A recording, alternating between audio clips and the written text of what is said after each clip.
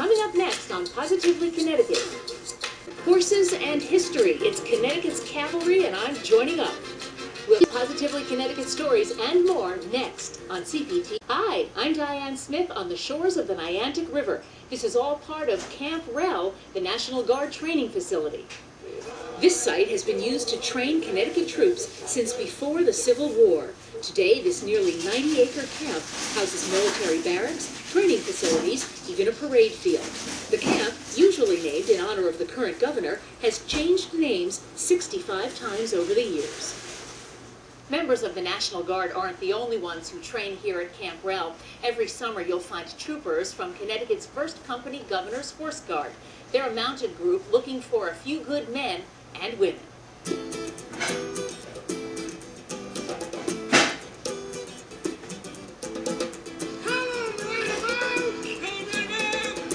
Crisp fans and thundering hooves. The sounds of the 1st Company Governor's Horse Guards drilling at their base in Avon. They are Connecticut's own cavalry. Though they are mainly seen marching in parades and escorting the governor, this is a well-trained military platoon. In the spring, when the call went out for recruits, I wondered what it would be like to join their ranks. So I dropped in on their class several times during their 5 months of training. Donna Manning, a Berlin police officer, fell in love with horses on a Dude Ranch vacation. It's history continuing is what it is. I mean, they practice drills that they've done in cavalry over 100 years now. No riding or military experience is required, but these volunteers do need dedication and discipline. Ryan Pelkey is a former Marine. Being from northern Minnesota originally, I grew up on a farm and I was around horses a lot of times, and I liked the military aspect of it too. Recruits drill twice weekly. It's a learning experience. So the first couple of weeks they come in kind of rough around the edges, and the other troopers like to size them up. On Sunday morning, we fall into formation at 0830 for inspection by Staff Sergeant Bree Berner, wearing riding uniforms that include a hat known as a campaign cover. Next time we fall in, you have to remove it.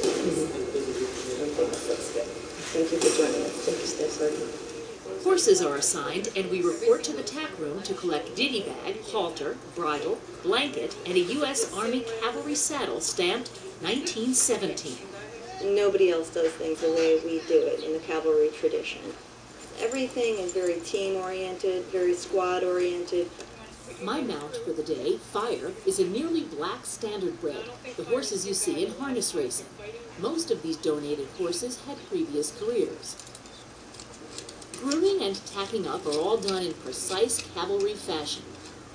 Then we head to the riding ring where the training session begins with basic maneuvers. Trooper, circle left, Circle right, circle left, column right, column left.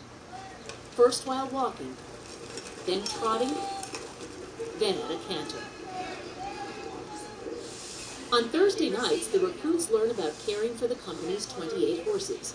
And yes, that includes getting your hands dirty. When the stable is tidy, the recruits report to class, preparing for written exams on everything from troop history to equine anatomy. And this is all based on what the cavalry did. Learning to do things the military way to the minutest detail is part of a tradition more than 200 years old. In 1788, veterans of the Revolutionary War organized the 1st Company as an honor guard. After the Civil War, they became a pretty prominent part of the Hartford social scene. They would turn out for what they called field days, where they would parade through the streets of Hartford, and they would spend the day doing maneuvers. But it wasn't all pomp and ceremony. In 1911, the unit was sworn into federal service as Troop B Cavalry, and that continued into World War I and World War II, both in battle and on the home front. Today, these volunteers are part of the state militia, ready to be called up by the governor to handle crowd control or search and rescue missions. By midsummer, the recruits are halfway through their training period. When you're on the horse, you have these small moments that feel right, and they just take you somewhere else where you just forget about everything.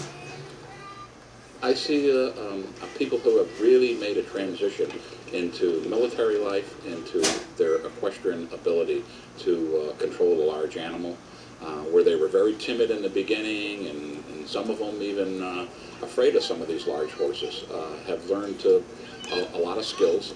And it's really amazing to watch them blossom into a trooper that we're looking for here at the Horse Guard. You know, when you nail something finally that you've been having a hard time with, it's like a real sense of pride. Yeah. And when you do it together as a group or as a squad or as a recruit class, it's what a rush. The final transformation happens at Camp Rel, where the drills and work details give way to a little fun.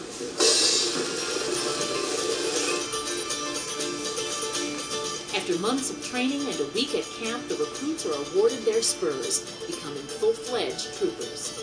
I was thinking I worked so hard for these. It was amazing. I was a little overwhelmed. I got teary-eyed. My husband did too. I do appoint her captain on the staff of the 1st Company Governor's Horse Guards to the rank of such. And I was named an honorary captain. The 1st Company Governor's Horse Guards, part of the militia that's positively Connecticut.